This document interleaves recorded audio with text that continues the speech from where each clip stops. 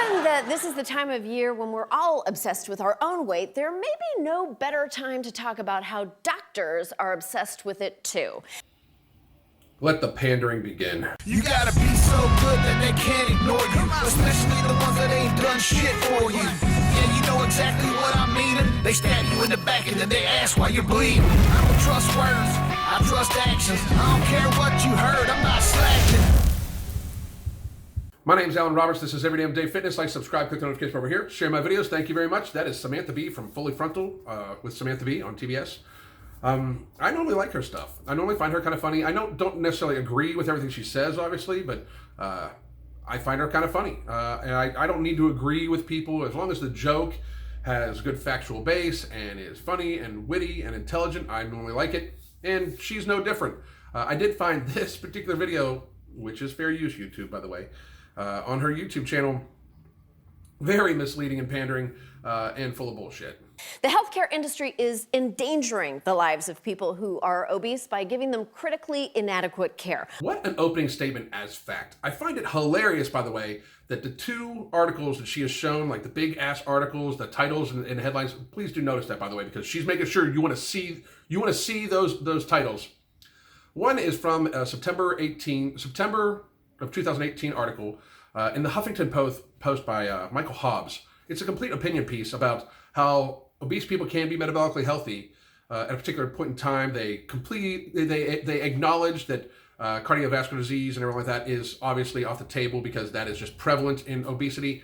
But that a person can be metabolically healthy, excluding gravity and stuff like that on their load-bearing joints because they're carrying extra weight, all that shit. But I find it funny that she uses that. And then this is an opinion article from the New York Times that she uses too. Like, you're stating a fact, like stating something as fact that the healthcare industry literally is mistreating obese people and using two opinion articles to start off your argument. Unfortunately, the only ones covering it are morning shows, as you will see. Research about fat shaming at the doctor's office revealing that the way physicians address overweight patients may be doing more harm than good. Had to reach all the way back to 2017 to find something to suit her argument. This was a study done at University of Connecticut Department of Psychology, and they were looking at this issue called sizeism, which is the practice of thinking that you can assess someone's health purely by their body size. To a certain degree, you absolutely can. Outside extreme genetic anomalies, if a person weighs 350 pounds and they're of normal height, they're unhealthy. Their heart is not meant to pump, their cardiovascular system is not meant to pump that much blood to that much tissue. No matter whether it's muscle or whether it is fat, their load-bearing joints are under tremendous strain because they are the same size as what they would be on a person who weighs 200 pounds or 150 pounds less than them. To a certain degree, you absolutely can. The absolute suspension of fact that I keep talking about, continually talk about, that you cannot look at an obese person and determine that they are not healthy is killing people. How are we having a hard time with this? You can absolutely look at somebody who is 400 pounds and know that that person is not healthy. Nowhere is size discrimination more alarming than in the medical industry. Again, with the huge titles of her references. I looked up all her references, by the way. As I already spoke about, there was the article from Michael Hobbs from the Huffington Post. The New York Times article was very interesting also. The New York Times article she's talking about is from 2016. So we're actually getting progressively older. I mean, like we started in 2018 with the Michael Hobbs article, and now the talk shows from 2017. And this article by Gina Colada, I believe the name is, from September 25th of 2016, starts off with, "You must lose weight," a doctor told Sarah Bramblett, advising a 1,200 calorie a day diet. But Miss Bramblett had a big question. How much do I lose? The doctor's scale went up to 350 pounds, and she was heavier than that. If she did not know the number, how would she know if the diet was working? Very realistically, if you are an adult female of average height and a 350 pound limit scale cannot weigh you going on a 1,200 calorie diet, you don't need to know the end game. You are not going to be there for a while. You need to lose a lot of weight very, very, very quickly. The article then continues to say the doctor had no answer, so Miss Bramblett, 39, who lived in Ohio at the time, resorted to a solution that made her burn with shame. She drove to a nearby junkyard that had a scale that could weigh her. She was 502 pounds. At 502 pounds, as a 39-year-old woman, Miss Bramblett, I hope in the last 2 years you have lost a lot of weight. I hope you have gotten help for whatever food addiction you have that's gotten you to 502 pounds. But your doctor was absolutely correct. Your doctor was trying to save your life. And instead, you're saying, well, how much should I lose? A lot. You should lose a lot of weight. Hundreds of pounds, 300 pounds minimum is what you should lose, Miss Bramlett. So the writing of this article simply to pander to people like, oh, how dare the doctor not have enough equipment for her?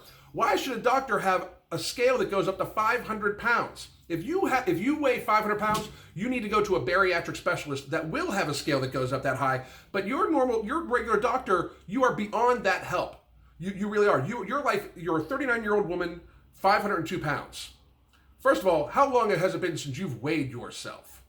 How long has it been? How long has it been since you've been to a doctor? Because the first thing, once you hit 350 pounds, 300 pounds, your doctor's gonna be like, hey, you are putting yourself at risk for heart disease, diabetes, all sorts of other illnesses would be the first thing said. So while I understand that Samantha B is trying to prove her point here, use of these articles without going further into them is misleading as fuck. The next misleading article that Samantha B uses as reference comes from the online publication Jezebel, and it is A Hidden Risk of Obesity, Fat-Phobic Doctors, and it's written by Anna North from 2010.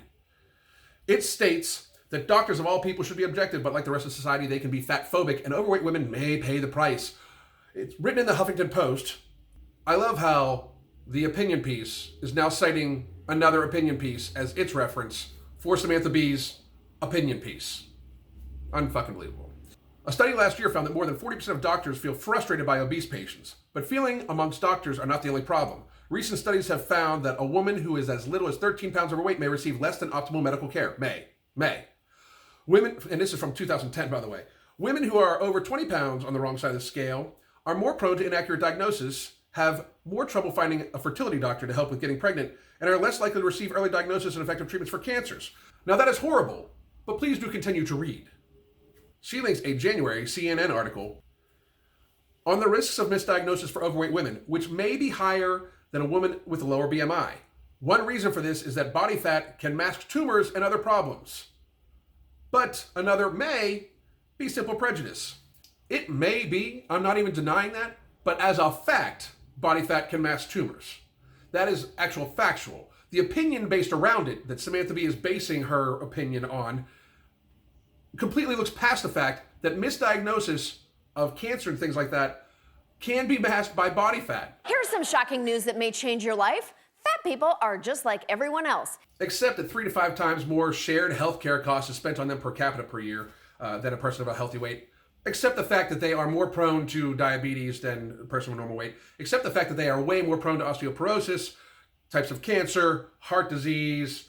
You simply cannot know a person's health based purely on looking at them, even if you're a doctor. You absolutely can, and I did a recent video on this. It's called Gravity. You can absolutely look at a 400-pound person of normal height and know that their load-bearing joints, their lower back, their knees, their hips, their ankles are on way, way, way greater strain than a 200-pound person of normal height. It is just physics. It is gravity. But it doesn't stop doctors from trying. One study found that doctors spend less time with obese patients, and they may fail to give them medically necessary tests, instead telling them they just need to lose weight. And that is where I lost all respect for Samantha B. And I hate to even say that, because again, I did find her funny and everything like that, but she was just extremely misleading there. She said one study says that they spend less time with obese patients and that they failed to give them necessary tests.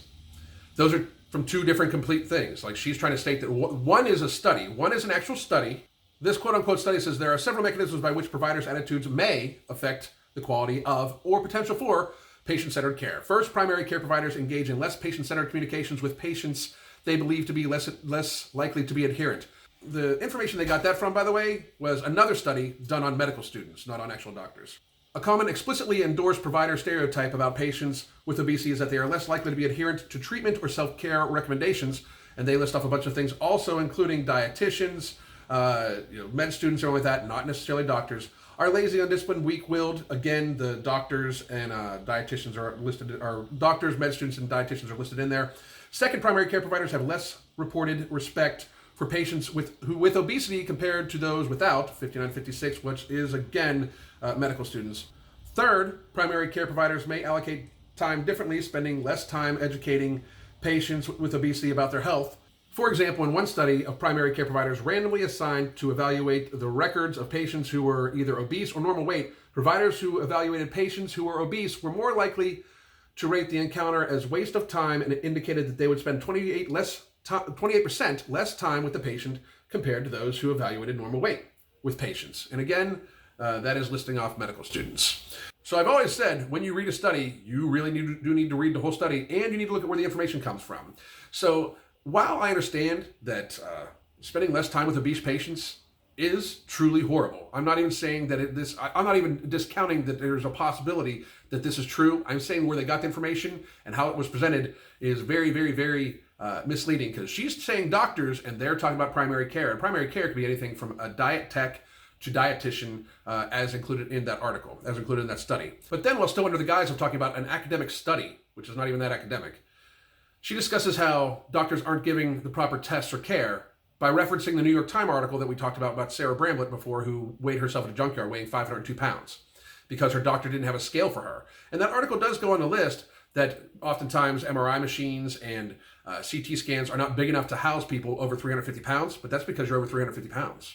You need to go to a bariatric specialist to find out what's going on, because you are at a life-threatening stage of obesity. Doctors' fat bias isn't just rude, it's medical negligence that can kill people. What is negligent is your research. What is negligent is your presentation of opinion as fact. What is negligent is you're mixing in with opinion pieces with actual academic studies. That is negligent, because you are now convincing people that while they're obese, their doctors are not good for them, when they need to be. If you are a 400-pound person, go see your doctor right now and listen to them. Go see your doctor. They're going to tell you to lose weight. Listen to them, because you need to. You are risking yourself. That is what's negligent. You are actually going to be killing people. There are countless stories of doctors failing to properly diagnose obese patients. Samantha, allow me to correct you, since you don't seem to give a shit about being correct anymore.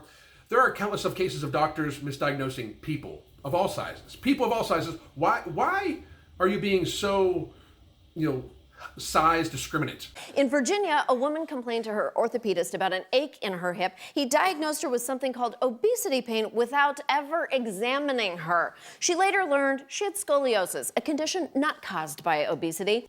She later learned she had scoliosis. She had never been to a doctor before. She had never been checked out for scoliosis. Nobody had ever examined her. I remember getting checked for scoliosis when I was in grade school and high school. I mean, she went to a doctor later and found out she had scoliosis, really. And I thought the scariest thing fat people dealt with was insulting plus-size clothes. Oh, that is a real t-shirt being sold to real fat people who deserve better. Deserve better? That is a t-shirt that says, all I need is coffee and gangster rap. Someone send them shit. If that t-shirt actually said, all I need is Dunkin' Donuts coffee and gangster rap, it would literally have been made from my mind. Even when doctors try to treat obese patients as people, insurance companies may require them to bring up their patient's weight or risk being denied reimbursement. That is awful. No other business requires its workers to tell the customers they're fat. Actually, in fitness, you do all the time, but it's the healthcare industry. Of course they have to bring up something that is bad for your health. You may be wondering, isn't shaming fat people into dieting worth it if it means they lose weight? You would be wrong. Mainly because diets don't work, assholes! You are absolutely right about that. Diets do not work. But what you're failing to bring up, because it's not going to actually get you any ratings, is that these people need to adopt a healthy lifestyle in order to save their lives, in order to prolong their lives, in order to be around to see their grandkids graduate high school. There are many studies that show diets don't work. UCLA researchers found that the majority of people who lose weight on a diet regain it all within 5 years. Because they didn't adopt a healthy lifestyle. Say it with me, Samantha.